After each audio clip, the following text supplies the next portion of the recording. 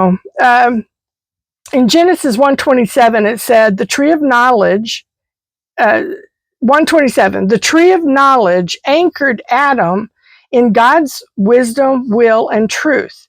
This is where Adam had rest. That tree was to keep Adam and Eve rooted in God and in his truth and in his wisdom. And actually that was a place of freedom for Adam.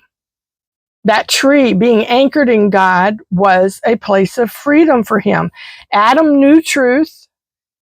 Knowing the truth brings freedom. Truth sets us free. Truth is freedom. This is why Satan distorts God's truth, because he knows that if we're anchored in God's truth, that he cannot manipulate us.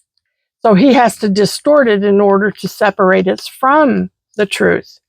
And that's one thing about Adam, is that Adam was created on the sixth day. And then God finished his work. On the seventh day, he rested. And it's interesting that Adam, his very first day was on the Sabbath rest.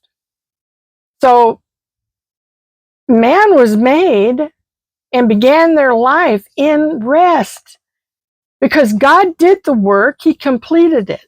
And their position was to be at rest in God.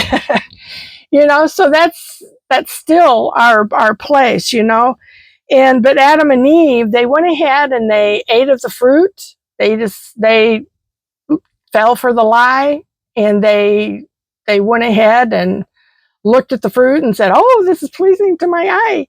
And so they took of it. But what happened was they reached out in their own strength, their own wisdom, in the lie, accepting the lie from the enemy, and it unanchored them. They became untethered from God's truth.